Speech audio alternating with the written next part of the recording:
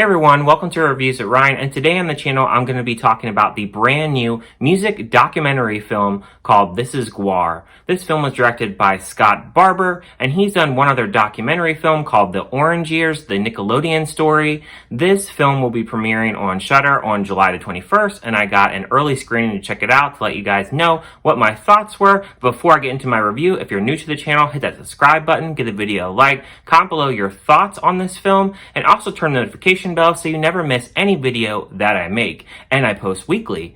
And now without further ado, let's get into my thoughts on this brand new documentary film.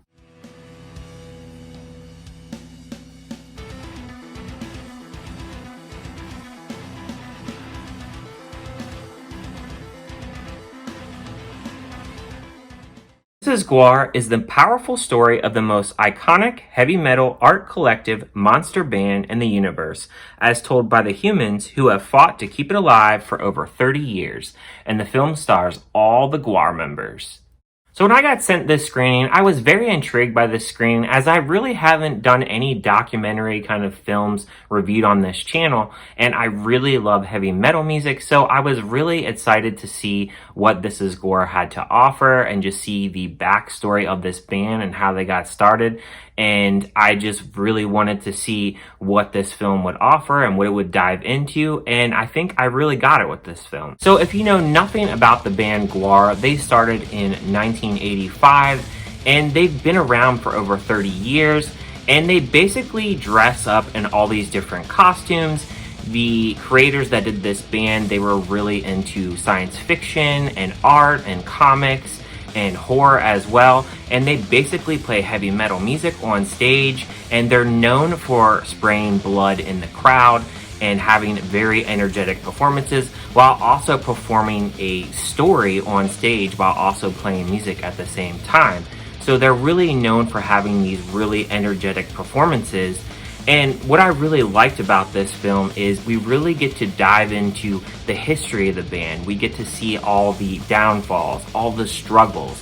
As a band of this size and as a band in the metal community, it's very tough to really get known, because metal music, even though there is a good demographic that like this music, it's not really mainstream music, because you don't hear this kind of music on the radio. When you listen to the radio, you're hearing pop music, so it's very much not music that is to the masses, if you will. And I felt a lot of relation to this band because about 10 to 15 years ago, I was in bands as well. I was playing in metal bands and doing vocals for bands and promoting bands and booking shows. So I really know this lifestyle pretty well. It's really, really tough to make a living in this kind of community. So seeing the struggles of this band and the fact that they've been around for 30 years and it hasn't been very easy for them, sleeping in vans and driving in crappy kind of vans across the country and performing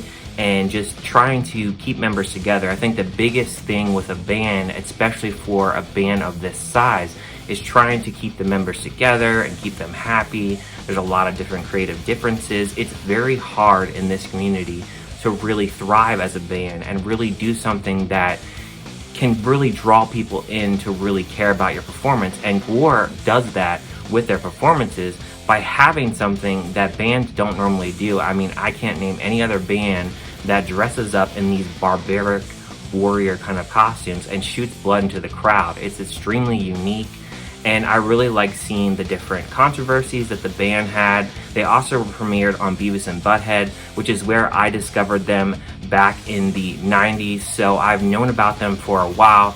Now, I don't really listen to them that much, but I know of a lot of their music, and even though they're not, I would say, like the most mainstream band, I think that they're really well respected in the metal community, and you really see that here. But I have to say, watching this film, I really would have liked to see more things like making of their albums and how they came up with different ideas for songs and costumes. A lot of this documentary is really centralized on this band and their drama and different members quitting the band. And then you even hear about their hardships. They deal with death in the band and drug overdoses. This is the kind of thing in the metal community that unfortunately is a very common thing. A lot of these people in the metal community it's really hard to go out on the road and play shows every night and not feel homesick or not be in the right state of mind. A lot of these bands, they get out on tour, and sometimes bands, they don't know how to act, or they really just kind of really get themselves into hot water. And in this documentary, you do see them get into hot water with the different costumes that they do. There is a part where they're making fun of a priest and they get censored for it. And then you also get to hear about the label that they're on, Metal Blade Records. Metal Blade Records is one of the most respected record companies in all of metal. They have done a lot of different famous bands. Cannibal Corpse comes to mind, Whitechapel, As I Lay Dying, the Christian band. They've done a lot of different famous metal bands in the community, and they're a well-respected label. And what I really like to see is the owner of that label really stood behind them on all the struggles that they had. And not only that, but really supporting them in their creative kind of style, because a lot of times with labels, especially smaller labels and even bigger labels at that, they take away that creativity from the artist. So I really have a lot of respect for the owner of that label to really give them their creativity and really standing behind them and their music. And to wrap up my final thoughts on this film, I do think that you guys should check out this film. Even non-metal fans, I think that this film is a very informative film. I did like watching both the guys and the women in this band really spill their thoughts and really share their journey and the different stories that they had throughout their journey.